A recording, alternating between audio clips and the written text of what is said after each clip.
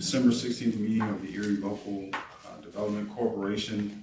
The time now is 2:01 exactly. I see we have a visitor online, Mike McCann. He's muted. Mike, are you there? All right. Well, feel free to unmute and introduce yourself at some point or another. Just to keep in mind, we are recording. That's correct, Courtney? Yes, we're recording. Okay, perfect. And before we get started, Courtney, you want to take the roll call, please? Absolutely. Okay, Thomas Baines, Present. Dan Castle, Present. Mark Cornell, Present. John Spears, Present. Jeremy Toth, Present. Mike Breeden, Tim Myers, and Joseph Larigo.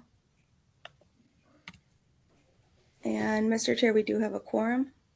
Okay, and just for the record, we have Chief of Staff Vince Warnkamp in the room too, and Mike McCann is on the line.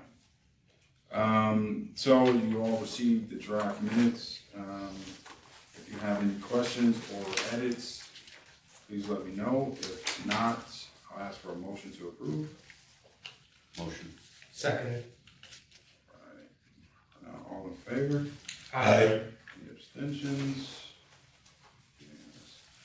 All right, so a brief update of what we have going on. Probably the most significant thing is that we have our RFP on the street for administrative services that covers our marketing and our sales and our operations. So that was issued on November 30th. The due date is next week, Wednesday, I believe. So once we receive those, the committee will be comprised of Mr. Spears here, myself, and Mike Breeden. You will be notified via email of the times, we work out the times. Is this my punishment for asking a question? That's exactly it. So look for that. We've also been advertising for the executive director position. And as of right now, we have about 14 respondents to that. That's great. Yeah. So I haven't really looked at them just yet, but the next step of that will be we'll put together a pretty good list. We'll circulate, and then we'll have the personnel committee take its steps further. So that is open, and we've been getting a pretty decent response. And then lastly, we had a meeting today with the Connect All folks. Dan, you want to go through that packet that you have? Yeah, so I'm involved with a group called the Association of New York County Planning Directors. And it's county planning directors from around the state. We have monthly calls on various topics. And this month, folks from the Connect All program and the U.S. Department of Agriculture asked to come on and provide an update on the New York Connect All program. There is a pretty significant milestone, January 13th, if you want to challenge the FCC broadband maps, which by all comments that I've heard so far are suspect at best and not as accurate as they seem. It seems that service providers just said we cover everything, and they don't. And the issue is that the FCC is not getting a lot of time to challenge the results. You have until January 13th to go through the machinations of the challenge. The upside is if you can show that they're missing areas, households, neighborhoods, whatever, those maps will be used to determine federal funding that goes to states and counties. So it's in our best interest to make sure we know where coverage is and isn't, because then we get funding to provide service where it isn't. We meaning this The county. board or the county? The county, Okay. yeah. Every county in New York State is I dealing see. with this. So what you have in the packet here is some notes that Thomas took from our call this morning, and then the presentations, one from Connect All, and which walks through what's required, their funding that they'll have. They're gonna have a lot of funding that's coming through in the next couple of years from various sources. But some of these funding are based on calculations, based on coverage. So, How do you prove the negative in this instance? well, there are ways you can go. There's a website you can go to that they were talking about this morning, that you can challenge service. If you see a map and it says, "Oh, I'm covered," and you go on to your provider's network and says, "Oh, we don't cover that town," you take a picture of that. There's other things, I forget exactly what they're talking about because it's a little foreign to me, but there's a way you can check. There's another site you can go check broadband strength in wherever you are. The librarians, I'll just let you know, around the state are on this. Okay. The regional library councils have asked all of the library systems and member libraries to check this because it seems that what a lot of the providers did is they actually, if there was a single house in a census tract or a census block that had that type of coverage, they included the entire block. Isn't that nice? And so there's a lot of errors. Also, people question their definition of high speed. Right. It's very low to be high speed. These are extremely low amounts here. Yeah, they are. There's a lot of issues with this, Yeah. but the challenge process is pretty easy, actually. Is it? It is Okay. once you do it, Yeah. So I guess, given the process that FCC is going through to evaluate the challenges and start rolling out the money, they Yeah, reverse engineer it to January 13th. it's pretty. So how does the challenge formally from Erie County have to be crafted? Is it from the county executive, the legislature? Well, it's more of a GIS analysis right now. So Lisa Mathias sat in on a webinar yesterday with Connect All, where they walked, NISAC has been extremely helpful.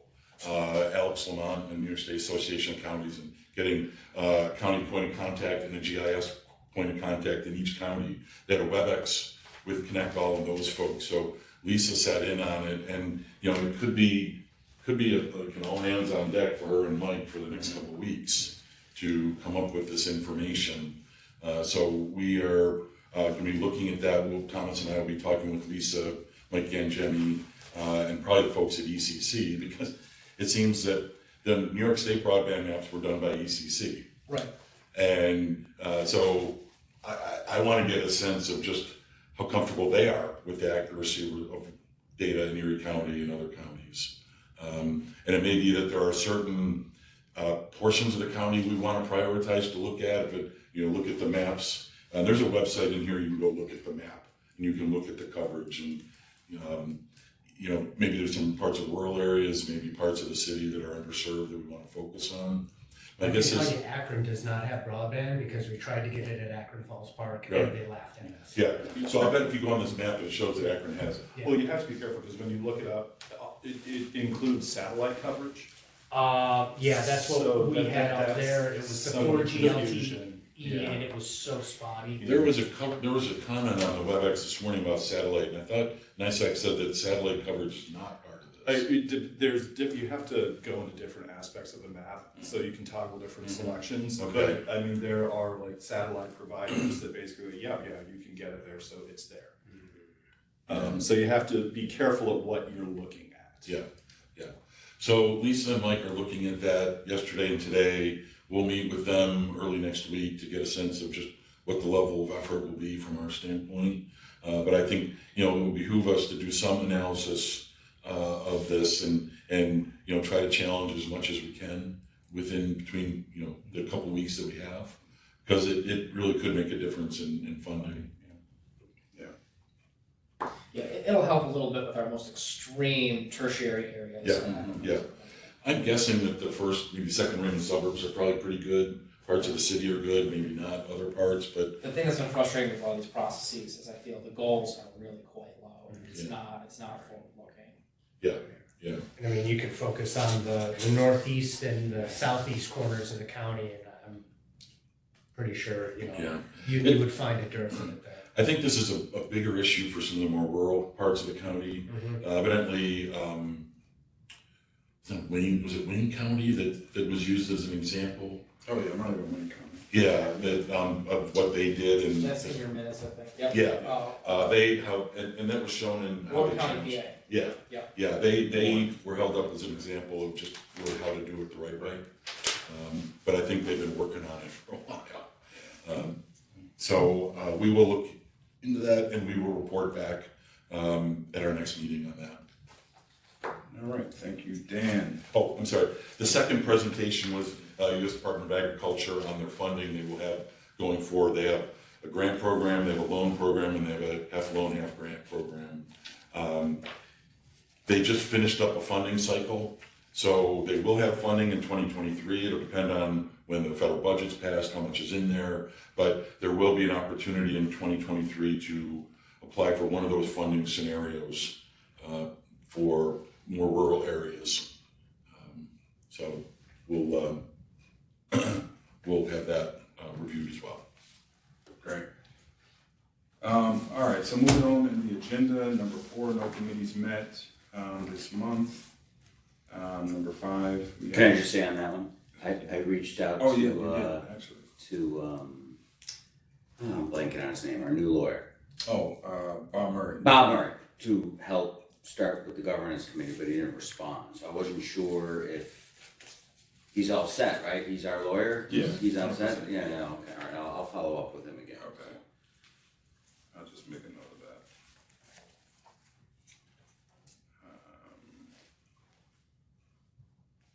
For governance, okay. All right, and then now we can move on to the core of what we're here to do is a resolution to allow ErieNet to receive the funding from Erie County and to authorize the chair to execute the memo of understanding with Erie County to receive the funds. I'll read the resolution, and if there are any questions or discussions, then I'll call for a motion in a second, and we'll vote. So without further ado, Resolution 2205, resolution of the ErieNet Local Development Corporation to negotiate and execute a certain memorandum of understanding with the County of Erie governing the receipt and utilization of Federal American Rescue Plan funding, and to approve of the purchase of certain project equipment. Do we have any discussion? If not, a motion, please. I'll move. Second. Second. Castro. All in favor? Aye. Any opposed? Abstentions? All right. So it's pretty straightforward. Once we get the MOU set and signed, hopefully next week, right? Yeah. It really is just a matter of moving that 34 million from one M&T Bank account to another, essentially. Right. So where we stand is now that we have M&T Bank situated as our bank, I've been making sure that Tim Callen and his team is all set to make the transfer. Yeah, we just have to provide him a copy of that MOU, and then at Exactly. that point, he would authorize the transfer. So we discussed the wire transfer, and the ACH. They seem to think that a transfer of funds, because it's the same bank, will be a breeze, essentially. So we have no concerns about that. The last piece of this puzzle is what Rich Stanton is working on with some help from Bob Murray, is the MOU between ErieNet and Erie County. And once we have that, I believe I will need to sign, maybe you will need to sign, and then Deputy County Executive or the County Executive, and then we'll be all set to transfer the funds before the end of the year. So Rich is gone when is he supposed to be getting this done? So Does he Rich know? has, absolutely, Okay. so, for sure. Because he's in Florida till Yeah. next Monday or Tuesday. So, me, Rich, and Bob Murray had a meeting yesterday to. Oh, he from Florida, because he was in Florida. I'm sorry, then Wednesday we had a Okay, meeting. all right, so okay. everything's Yeah, coming exactly, together. yeah, So we had a meeting on Wednesday before he left to Florida. okay, He said he would bring his laptop. Yeah. And gave me his personal email and Great. everything else, so he'll work on it. We'll have a draft early next week, so hopefully that'll be circulated all right, around. I'll remind him right now. Okay, perfect. Is this in the vein of a intermunicipal agreement of some kind of, basically? Yeah. So any more questions? So we got one more step for Erie Net to receive the application, and we should be set to go. How have the meetings been going with ECC TAC and? ECC is good. I mean, they're just in a holding pattern until we can get funds out. Okay. We have to begin to pay for, All the the make ready, make ready. all the Yep. crap, and then, Lawley is finalizing the insurance, so then we'll be set to go. This is kind of the main crux here. Then we'll be able to start pushing out funds for the make ready. Right after the first of the year, essentially. Yeah, definitely. Great, okay. So we should be good to go.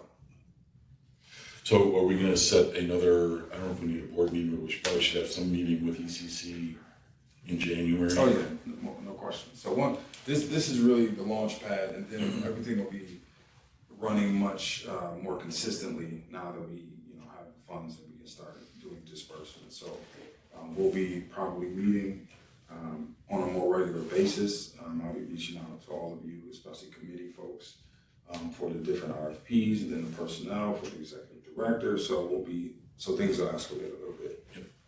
Have there been any subsequent conversations with our accountant? Yeah, definitely. So what they're doing right now, and our accountant is Seth Hennard from Lumsden. What they're doing right now is getting me an internal controls policy, especially since we're bare bones staff right now. We want to make sure that if we have to disperse funds, we do it appropriately.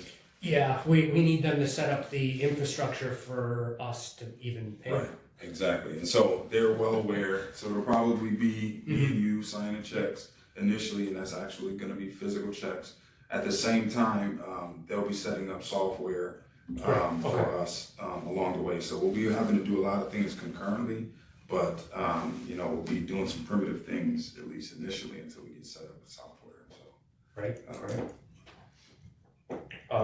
The only other question I had is understanding that there's an appointment to this board related to the minority leader of the legislature who no longer is a minority leader in a couple days. My question is that an automatic appointment, or do we need to take some sort of formal action to recognize the reappointment of whomever the successor may be?